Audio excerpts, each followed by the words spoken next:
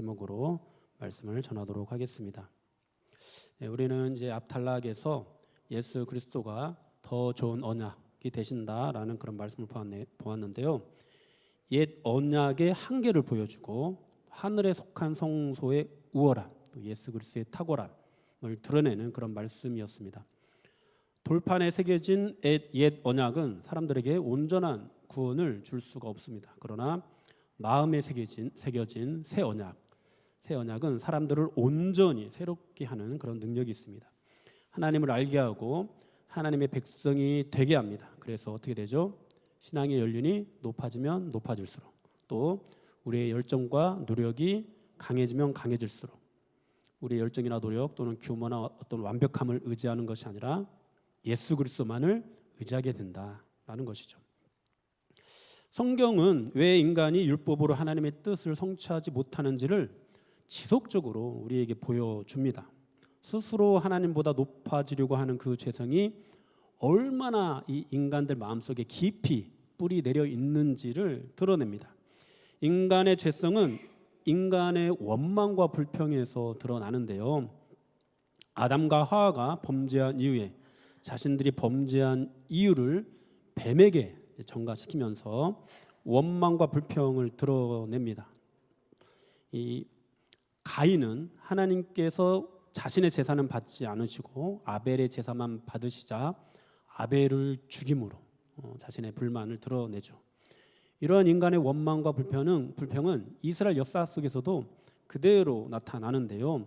출애굽 이스라엘 백성들은 하나님을 원망하고 불평할 뿐만 아니라 하나님을 대적하기까지 했습니다. 차라리 애굽으로 돌아가자라는 말을 쉬지 않고 이렇게 내뱉었습니다.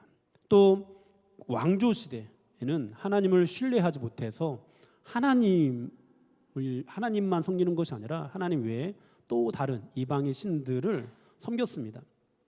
그리고 하나님께서 보내신 많은 선지자들을 죽이기도 했습니다. 급기야 이제 예수님 시대에 와서 예수님까지 십자가에 못 박아 버렸죠. 사랑하는 여러분, 이 성경 안에서 나타나는 이 이스라엘 백성들의 죄성, 인간의 죄성이 그들 안에만 있고 우리 안에는 없다. 나는 그렇게 하지 말아야지. 여러분, 이럴 수 없다는 것을 우리가 꼭 명심해야 되겠습니다. 여러분, 그들의 죄성이 우리 안에도 고스란히 들어와 있습니다. 말씀을 가까이 하지 않으면, 말씀에 순종하지 않으면, 성령을 따르는 삶을 살지 않으면 죄성이 우리에게 강하게 역사를 하게 됩니다. 우리 안에서 이러한 죄성이 어떻게 역사하고 있는지를 깊이 깨달아야 여러분, 우리가 복음을 더 풍성하게 이해할 수 있게 되고요, 정말로 예수님만을 의지하는 그 신앙에 다가갈 수 있습니다. 우리가 이 죄성을 깨닫지 못하면은, 우리 안에 있는 이 죄성을 이해하지 못하면, 올바르게 통찰하지 못하면은 성경으로 빛을 비추어서 그 죄라는 것이 무엇인지 진지하게 우리가 깨닫지 못하면은 우리가 예수님을 의지한다고 말로는 하고 있는데 어쩌면 우리도 모르는 사이에 금송아지를 만들어서 예수님 의지한다고 하는 그런 상태로 전락해 버릴 수도 있습니다. 여러분, 복음을 잘 깨닫지 못하면, 우리 안에 있는 이 죄를 잘 깨닫지 못하면은 우리 안에 있는 죄성이 강해져서 결국 우리의 신앙은 종교적으로 되어가고 말 겁니다. 여러분, 우리의 신앙이 복음화 되지 못하고 종교화 된다는 것이죠. 여러분들은 어떻게 신앙생활하고 있습니까? 이 시간 정말로 다시 한번 오늘 이 말씀을 통해서 우리의 죄성을 더 깊이 이해하고 종교화되는 그런 신앙인이 아니라 복음화되는 그런 우리가 되었으면 좋겠습니다. 오늘 본문 말씀 1절에서 5절까지 한번 같이 읽어보도록 하겠습니다. 1절에서 5절입니다. 첫 언약에도 섬기는 예법과 세상에 속한 성소가 있더라. 예비한 첫 장막이 있고 그 안에 등잔대와 상과 진설병이 있으니 이는 성소라 일컫고, 또 둘째 휘장 뒤에 있는 장막을 지성소라 일컫나니 금향료와 사면을 금으로 싼 언약궤가 있고 그 안에 만나를 담은 금 항아리와 아론의 쌍난 지팡이와 언약의 돌판들이 있고 그 위에 속죄소를 덮는 영광의 그룹들이 있으니 이것들에 관하여는 이제 낱낱이 말할 수 없노라. 아멘. 세상에 속한 성소, 즉 모세를 통해 만들어진 그 성소에 대해서 설명을 하고 있습니다. 성막은 성소와 지성소로 나누어지죠. 성소 안에는 등장대와 떡상 그리고 금향로가 있습니다. 그리고 지성소 안에는 언약궤가 있고 언약궤 위에 속죄소, 마치 뚜껑처럼 속죄소가 있습니다. 그런데 오늘 본문을 보면은 둘째 휘장, 즉 지성소 안에 금향로가 있다라고 이렇게 설명이 되고 있습니다. 정확한 해석은 있다가 아니라 가졌다인데요. 지성소가 금향로와 언약궤를 가졌다라고 말을 할 수 있죠. 여러분, 이 금향로는 분향단을 가리키거든요. 원래 성소에 있어요. 지성소에 있는 기구가 아니라 성소에 있는 기구입니다. 이것을 대제사장이 1년에 한 번 속죄일에 그것을 가지고 지성소 안으로 들어갑니다. 들어가서 자신과 백성들을 위한 속죄 제물을 드리는 거죠. 그래서 이 금향로가 지성소 안에 들어가 있다라는 것은 대제사장이 속죄를 위해서 들어가 있다. 그러니까 속죄 제사를 드렸다라는 것을 의미합니다. 그런데 이제 그런 속죄, 인간 대제사장이 드리는 속죄는 완전하지 않죠. 불완전한 속죄이고 또 반복해서 드려야 되는 속죄라고 앞에서 우리가 지속해서 보았습니다.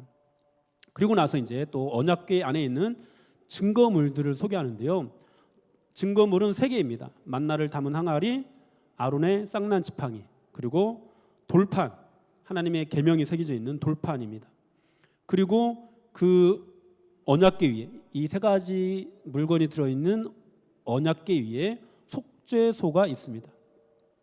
속죄소를 덮는 영광의 그룹들이 있다 이렇게 말씀을 하죠. 그룹에 대해서는 제가 이제 새벽 예배 때는 한번 설명을 드렸는데 이것은 원래 히브리어 케루빔이라는 말을 그냥 우리나라 말로 표현한 겁니다. 그냥 외레어라고 보시면 됩니다. 예전에 신천지하고 한참 우리 이제 정통 기독교 그 목사님들하고 논쟁을 하면서 신천지 사람이 그룹을 A그룹, B그룹, C그룹으로 이렇게 해석했다가 망신을 당한 적이 있는데 여러분 우리 교회 성도들은 이 그룹을 성경에 나오는 그룹을 그렇게 이해하시면 안 됩니다. 성경에 나오는 그룹은 그냥 천사들이라고 이렇게 이해하시면 되겠습니다. 이 형태를 보면 속죄소가 언약궤를 덮고 있는 모양이죠. 그 언약궤 안에 만나를 담은 항아리와 아론의 쌍난 지팡이 그리고 돌판이 있으니까 결국 속죄소가 이 새 증거물들을 전체를 덮고 있는 그런 모양새를 하고 있습니다. 여러분 근데요, 이 속죄소는 다른 말로 하면 시은좌라고 이렇게 표현이 되기도 하거든요. 은혜가 베풀어지는 장소다라는 그런 의미입니다. 그러니까 결국 언약궤를 속죄소 시은좌가 덮고 있으니까 이 언약궤를 하나님의 은혜가 덮고 있다라는 것을 그런 상징하는 것이죠. 여러분 왜 이 언약궤를 하나님의 은혜가 덮고 있을까요? 결국 이 안에 있는 이 3가지 증거물들이 이스라엘 백성들의 죄를 떠올리게 하기 때문이에요. 여러분 만나는 이스라엘 백성들이 먹을 것이 없어서 하나님을 원망했던 그 죄를 떠올립니다. 아론의 쌍난 지팡이는 어떻죠?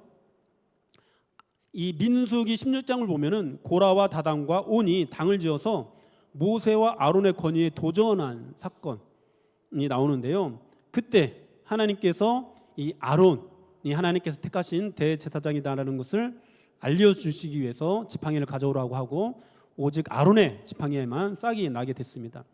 그러니까 하나님의 권위에 도전한 사건을 배경으로 하는 것이죠. 하나님께서는 이때 반역한 그 사람들을 땅이 갈라져서 집어삼키게 하는 그런 심판으로 그들을 다스리셨습니다. 그때 이제 하나님께서 말씀하신 것이 있는데요. 민수기 17장 10절 말씀입니다. 네, 같이 읽겠습니다. 여호와께서 또 모세에게 이르시되 아론의 지팡이는 중고기 앞으로 도로 가져다가 거기에 간직하여 반역한 자에 대한 표징이 되게 하여 그들로 내게 대한 원망을 그치고 죽지 않게 할지니라. 아멘. 여기 보면은 이 아론의 지팡이가 반역한 자에 대한 표징이 되게 하라 이렇게 나오죠.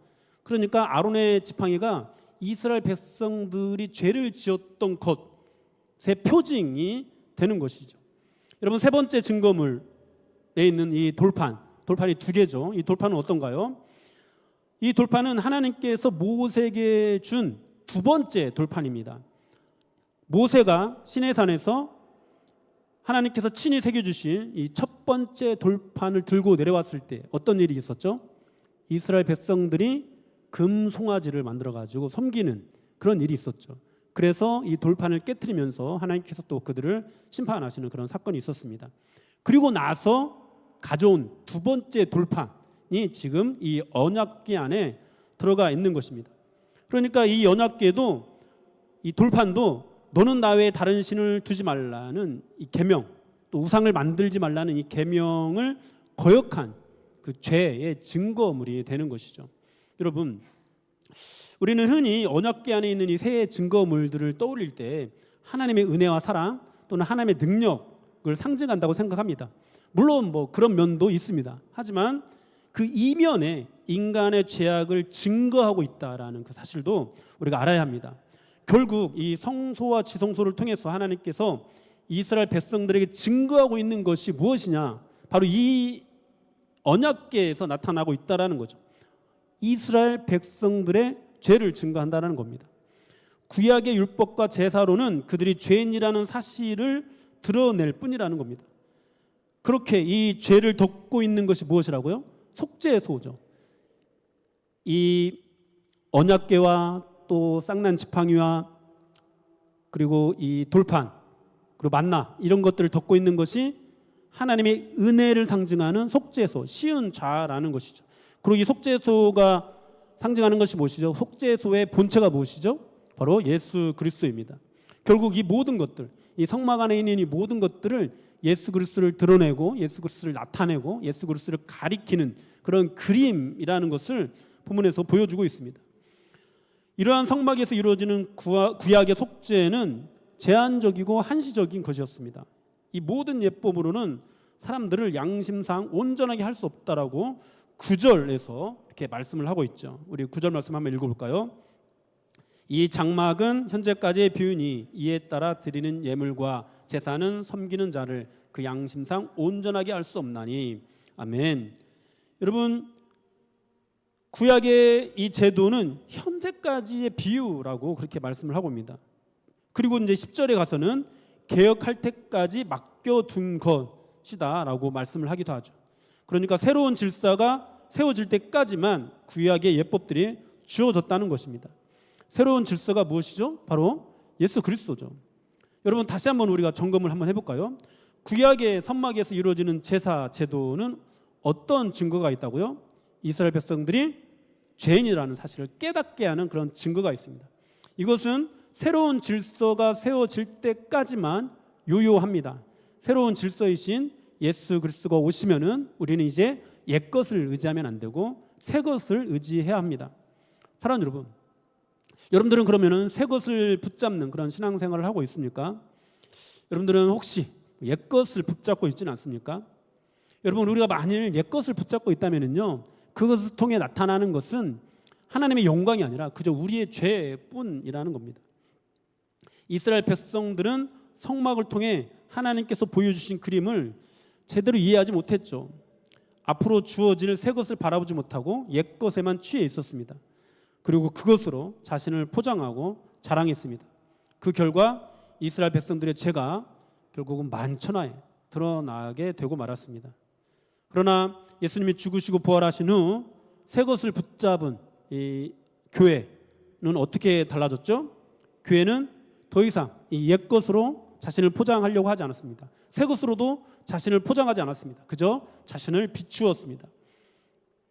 자신의 더러운 것이 드러날 때 회개했습니다. 그 결과 예수 그리스도를 통한 하나님의 은혜가 나타나게 되었죠.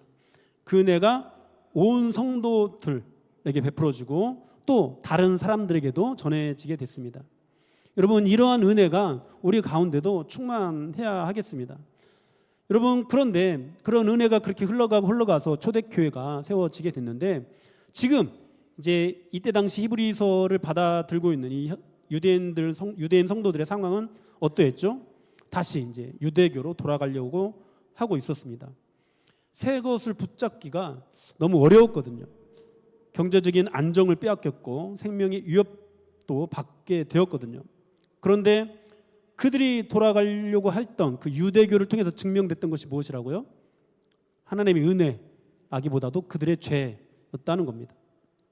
만나와 아론의 쌍난 지팡이와 돌판이었다는 겁니다.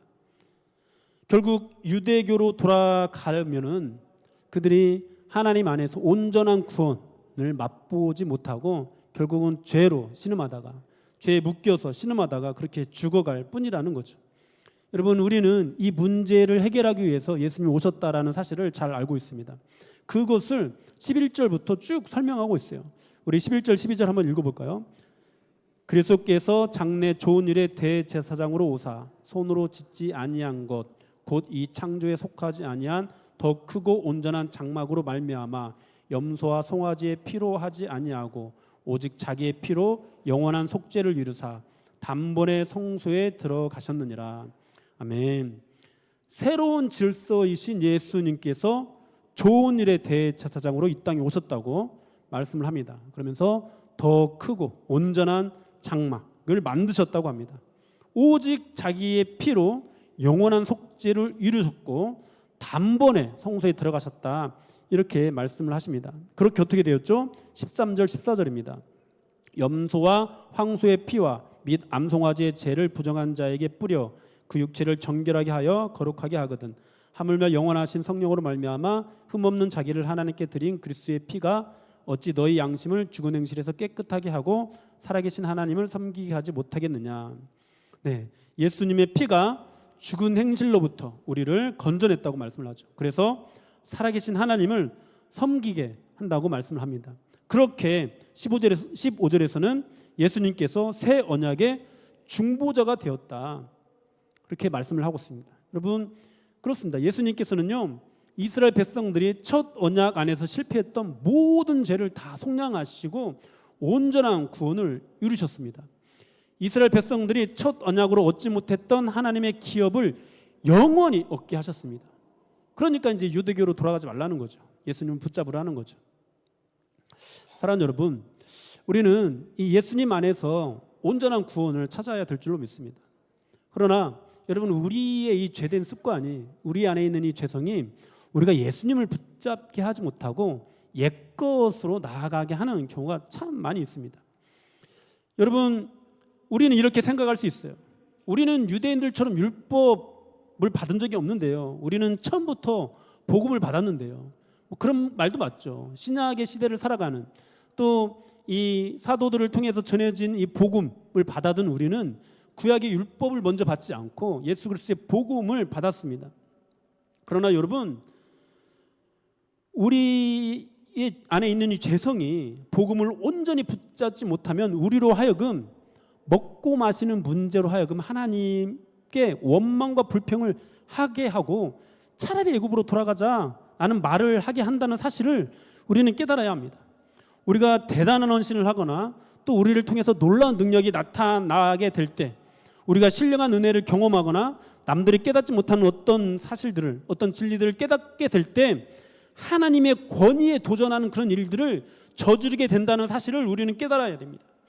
시내산에서 하나님의 말씀이 새겨지고 강력한 하나님의 임재가 나타나는 현장 가운데서도 우리 방식대로, 자기 방식대로 하나님을 섬기면서 금송아지를 만들었던 이스라엘 백성들처럼 우리가 복음을 붙잡고 있으면서도 예수를 믿는다고 하면서도 그 예수님을 내가 만든 예수님으로 삼아가지고 그렇게 나만의 금송아지를 만들어서 예수님을 믿을 수도 있다라는, 그렇게 되어지는 그 죄성이 우리 안에 있다라는 사실을 깨달아야 됩니다.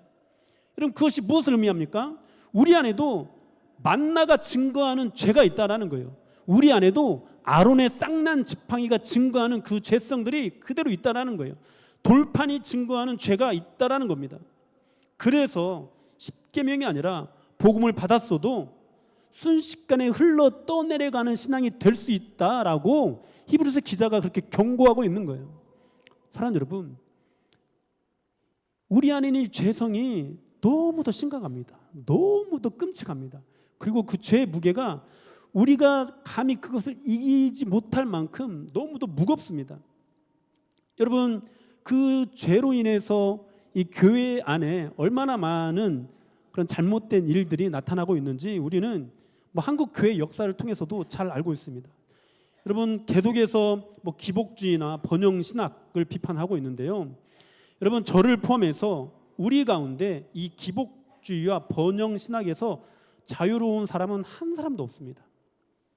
여러분, 기복주의와 이 번영 신학이라는 이 질병이 한국 교회 안에 깊숙이 침투해 들어왔어요.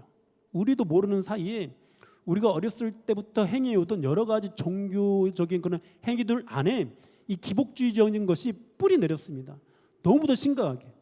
그것이 예수님이냐, 그것이 은혜이냐 가장해서 너무도 잘못된 모습으로 예수를 믿는 그런 믿음을 우리가 가져왔습니다. 여러분, 그 신앙이요, 병들었는지 병들지 않았는지 처음에는 몰라요. 그래서 그런 어떤 신앙들이 교회를 부흥시키고 놀랍도록 어떤 성령의 은사들을, 능력들을 나타낼 때 그것을 비판하면 사람들이 무슨 비판을 하냐고 떠들었어요. 왜? 잘 되니까요. 성장하니까요. 교회가 부흥하니까요. 많은 사람들이 은혜를 받았으니까요. 그러나 여러분, 그런 잘못된 신앙은요, 처음에는 모르지만 끝이 달라요. 끝에서 달라지게 됩니다. 마치 이단처럼 여러분, 끝이 다른 그런 신앙으로 나타나게 됩니다. 여러분, 그 신앙이 잘못됐는지 잘못되지 않았는지는요, 끝을 보면 알 수가 있어요. 끝이 탐욕으로 끝나는 사람이 얼마나 많이 있습니까? 여러분, 끝이 타락으로 끝나는 사람들이 얼마나 많이 있습니까? 끝이 자기 자랑으로 끝나는 사람이 얼마나 많이 있습니까? 여러분, 그 끝이 여러 사람들 위해 군림하는 곳으로 끝나는 사람들이 얼마나 많이 있습니까? 여러분, 옛날에 정말 많은 능력을 나타냈다는 사람, 큰 어떤 사역을 했다는 많은 분들이 그렇게 잘못된 끝을 향해서 갔다는 것을 우리가 너무도 잘 알고 있습니다. 사랑하는 여러분, 과연 우리의 끝이 그렇게 되지 않는다고 장담할 수 있을까요? 오늘도 우리의 죄성은 우리로 하여금 죄의 끝을 향해서 치닫게 합니다. 오늘도 우리의 대적 마귀는 우는 사자와 같이 우리를 삼키려고 하고 있습니다. 이런 우리를 온전하게 하는 분은 예수님밖에 없는데, 우리는 이 예수님에 대해서 너무도 모르고요, 또 너무도 알려고 하지도 않고요, 배우려고 하지도 않고요, 그저 내가 어렸을 때 만났던 예수님, 또는 어떤 순간 은혜를 강력하게 받았을 때 내가 깨달았던 그 예수님으로만 그냥 만족하고 있어요. 평생 예수님을 알아도, 평생 예수님을 배워도 모르는데, 전혀 알지 못하는데 그 예수님을 알려고 전혀 힘쓰지를 않고 있습니다. 여러분들은 어떻습니까? 여러분들 예수님에 대해서 충분히 알고 있습니까? 자신할 수 있습니까? 여러분, 예수님에 대해서 알고 있다고 자신하지 못하는데 왜 예수님에 대해서 더 배우려고 하지 않습니까? 여러분, 똑같은 내용을 또 배워도요, 작년에 배울 때 이 예수님을 아는 것과 올해 배울 때 예수님을 아는 것은 다릅니다. 달라요. 그런데 왜 배우려고 하지 않죠? 내가 아닐까요? 우리가 뭘 알아요? 우리가 아는 것이 얼마나 될까요? 여러분, 만일 우리가 이전에 알았던 그 예수님이 예수님의 전부다라고 생각하고 그저 그냥 종교 활동하는 그런 어떤 생활로만, 그런 신앙 생활로만 우리가 전락해 버린다면은 어쩌면은요, 이미 우리의 신앙은요, 다시 유대교로 그렇게 흘러가 버리는 이 유대인 성도들과 같이 되어 버려 있는지도 모릅니다. 사랑하는 여러분, 구약의 이 제사로는 우리가 결코 온전할 수 없습니다. 물론 여러분, 이 구약의 제사로도요, 사실은 오실 메시아를 바라볼 수만 있다면은 구원받을 수 있어요. 구약의 장막 자체는 완전하거든요. 인간이 완전하지 못한 것이지 그 장막 자체는 완전하거든요. 그런데 인간이 완전하지 못해서 할 수 없는 그것을, 그 불완전함을 보완하려고 예수님께서 오신 것이거든요. 만일 구약의 장막을 제대로 이해했다면은 예수님을 온전히 바라볼 수 있게 될 겁니다. 그래서 이 구약의 장막을 하나님께서 원래 처음에 설계하신 그 의도대로 제대로 이해하고 제대로 받아들이는 사람들은요, 예수님을 바라보게 되었어요. 그런데 여러분, 우리가 이 복음을 받았는데도 불구하고 예수님을 향하게 되지 못한다면, 예수님을 향해서 더 간절하게 나아가지 못한다면 그들보다 나을 게 뭘까요? 복음을 받았다고 한들, 여러분 구약의 제도를 받은 이 사람들보다 나을 것이 무엇일까요? 사랑하는 여러분, 우리 신앙도 그렇게 흘러갈 때가 많잖아요. 예수를 믿는다고 하면서 먹고 사는 문제 앞에서 차라리 애굽으로 돌아가자 라는 것과 방불한 어떤 그런 신앙의 모습을 보일 때가 많이 있잖아요. 예수를 믿는다고 하면서 자기 자신이 높아지려고 하는, 하나님의 권세에 도전하려고 하는 그런 우리들의 모습이 많이 있잖아요. 예수를 믿는다고 하면서도 무속을 믿는 것과 똑같은 방식으로 자기의 금송아지를 만들어서 그렇게 신앙생활을 하는 모습들이 많이 있잖아요. 사랑하는 여러분, 이 복음을 온전하게 우리가 바라봐야 예수님을 바라볼 수 있습니다. 구약의 성도들도, 여러분 구약의 이 이스라엘 백성들도 이 인간 대제사장과 이때 내려졌던 이 언약을 정말 성경대로 바라보면은요, 오실 메시아를 바라볼 수 있었거든요. 그런데 그들이 역사 속에서 그 구약의 제도를 온전하게 바라보지 못하고 그들의 욕심에 취해서, 그들의 죄성에 취해서 바라봐서 예수님을 향하지 못하게 됐던 거죠. 여러분 복음도 마찬가지입니다.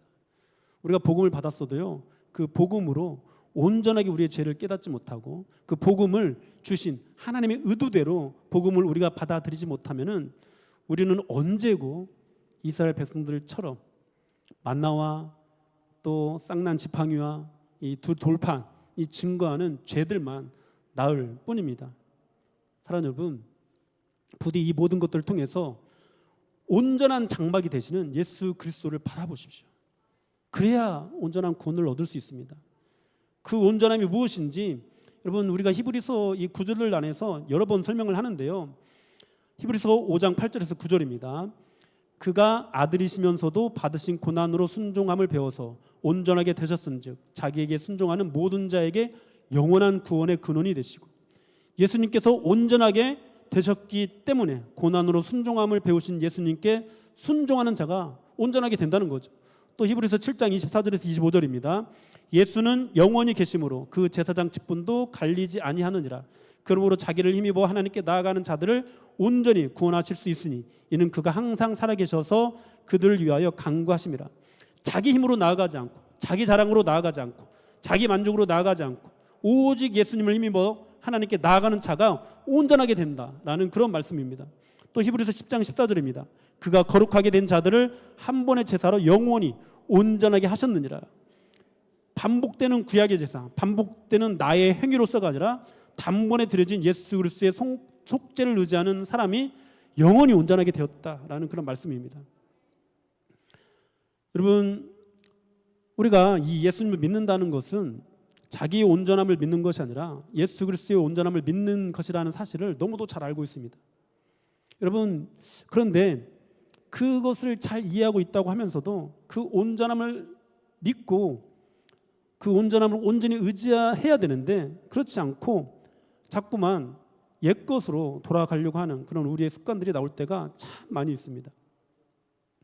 유대인 성도들이 삶이 너무 힘들어서 온전함을 버리고 유대교로 돌아가려고 했던 것처럼 우리 안에서도 그런 모습들이 많이 나타납니다. 여러분, 그런데요, 사실 우리가 엄밀히 말하자면은 이 유대인 성도들이 유대교로 돌아가려고 한다는 이 표현보다도 그들이 하나님으로부터 멀어지려고 했다라는 표현이 더 정확할 수도 있습니다. 왜냐하면은 당시 유대교 자체가 하나님을 멀리 떠나 있었거든요. 그 유대교도 온전하게 바라보게 되면은 그 유대교를 통해서 메시아를 바라보게 될 수 있는데 그들이 메시아를 바라보지 못했잖아요. 그것은 그 유대교를 하나님께서 설계하신 대로 바라보지 못했다라는 거거든요.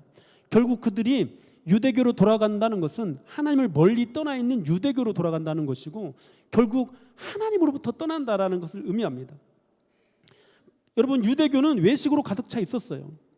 여러분, 그래서 이 유대인 성도들은 유대교로 돌아가려고 했던 것이 아니라 하나님을 떠나려고 했을 뿐입니다. 유대교가 만들어 놓은 금송아지, 그 당시 어떤 율법과 전통들을 하나님이라고 우기면서 거기로 돌아가려고 했던 것이죠. 우리는 유대교를 받은 적은 없습니다. 처음부터 복음을 받았습니다. 그런데 여러분, 다시 한번 말씀드립니다. 우리 안에도 우리가 만들어 놓은 금송아지가 있습니다. 누구에게나 있습니다. 제 안에도 있고 여기 자리에 있는 여러분들 안에도 있습니다. 그래서 하나님께서 주신 믿음과 배치되는 신앙생활을 하려고 하는 그런 속성들이 우리 안에 있습니다. 하나님께서는 그런 우리를 구원하신 거고 그런 우리를 끊임없이 붙드시고 인도하셔서 믿음의 길을 하게 하시는 거죠. 그래서 사랑하는 여러분, 우리가 그냥 대충 교회에 다니는 거, 해오던 습관대로 신앙생활을 하는 거, 여러분 이것은 정말로 위험합니다. 여러분, 우리가 똑같이 기도를 해도요, 오늘 기도하고 내일 기도하고 모레도 똑같이 기도를 해도요, 어제는 순수했던 기도가 오늘은 이 기도가 타락할 수 있다는 것을 우리가 알아야 돼요. 어제는 순수했던 예배가 오늘은 타락할 수 있다는 이 사실을 알아야 돼요. 어제는 예수님을 순수하게 붙잡았던 이 예배가 내일은 예수님이 아니라 나를 의지하는 예배가 될 수 있다는 사실을 우리는 알아야 됩니다. 그래서 성경에서는 항상 깨어 있으라고 말씀을 하는 거예요. 여러분, 우리는요 항상 깨어서요 날마다 하나님의 뜻을 구해야 됩니다. 날마다 하나님의 말씀을 통해서 새롭게 배워야 합니다. 여러분, 이 제자들이 주는 그리스도이십니다라고 했던 고백도요, 예수님이 십자가에 죽기 전의 고백과 죽으신 후의 고백이 달라졌습니다. 여러분, 우리가 주는 그리스도이십니다라고 고백하는 것도 주일 예배만 참석하는 사람과 또는 모든 예배들 다 참석하는 사람이 그 의미가 다릅니다. 또 모든 예배에 다 참석하면서 날이 갈수록 겸손해지는 사람과 날이 갈수록 자기 자랑만 쌓여가는 사람하고도 그 내용이 본질적으로 다릅니다. 여러분, 또 정말로 이 부분도 우리가 생각해야 되는데요, 모든 예배에 다 참석하는 사람이 주일 예배만 참석하는 사람보다 더 순수하게 예수님을 의지한다고 단정할 수도 없습니다. 다만 우리는 예수님만 의지해야 합니다라고 말을 할 수 있을 뿐, 우리 어떤 신앙적인 모습, 우리 어떤 종교적인 태도, 종교적인 모습, 이 모든 것들이 예수님을 의지한다고 그런 순수한 신앙이라고 단정할 수 없습니다. 모르는 거예요. 그래서 우리는요 치열하게 자기를 부정해야 되고요, 치열하게 예수를 믿어야 됩니다. 치열하게 천국을 향해서 침노해야 됩니다. 그렇게 하고서도 두렵고 떨림으로 하나님 앞에 나아가면서 예배를 해야 됩니다. 주님 알기를 더욱 갈망해야 됩니다. 더욱 주님의 뜻을 행하는 사람이 되기를 사모해야 됩니다. 어제 대단한 어떤 헌신을 했다고 해서, 오늘 대단한 봉사를 했다고 해서 내일은 괜찮겠지, 이런 생각을 버려야 돼요.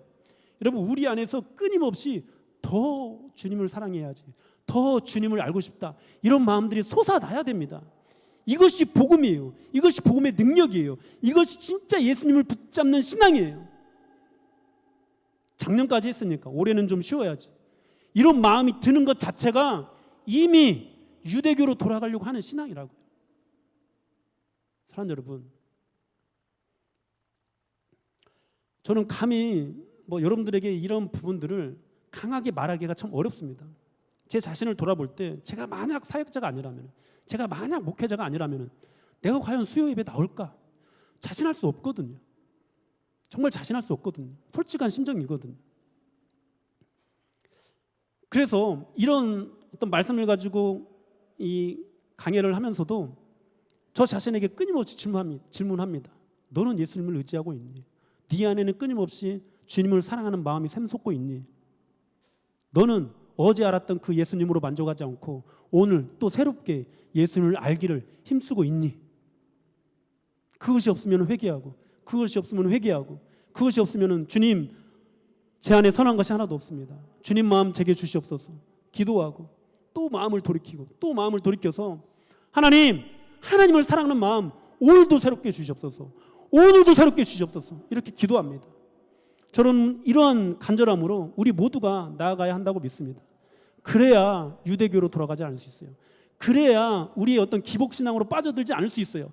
만약 이런 것들이 사라지게 되면은 그저 옛날에 젖어왔던 그런 어떤 관성으로 신앙생활을 하는 거라면은 더 이상 내 안에서 하나님을 더욱더 사랑하고자 하는 마음이 샘솟지 않고, 더 이상 내 안에서 예수님에 대해서 더욱더 알고 싶다라는 마음, 예수님을 더욱더 배우고 싶다라는 마음이 나오지 않고, 이제는 배우는 거 그만해야지, 다른 사람이나 하는 거야, 나는 예전에 다 했어 라고 생각을 한다면, 사랑하는 여러분, 우리는 정말로 심각하게 우리가 돌아봐야 돼요. 어쩌면 인정해야 될지도 몰라요. 이미 우리는 만나의 죄성, 만나가 증거하는 죄성, 이 아론의 쌍난 지팡이가 증거하는 죄성, 또 이 두 번째 돌판이 증거하는 죄성이 드러나고 있는 것인지도 모릅니다. 사역자는 사역자대로, 또 직장인은 직장인대로, 사업을 하는 사람은 사업을 하는 사람대로, 또 학생은 학생대로, 주부는 주부대로 자기 상황과 소명 안에서 여러분 이 예수님만 의지하는 신앙이 무엇인지 깨달아야 돼요. 오늘 배우고 내일 또 배워야 됩니다. 오늘 기도하고 내일 또 기도해야 됩니다. 그 신앙을 붙잡기 위해서, 그 신앙을 잃어버리지 않기 위해서, 흘러 떠내려가지 않기 위해서. 여러분 그것을 이루시려고 예수님께서 오셨어요.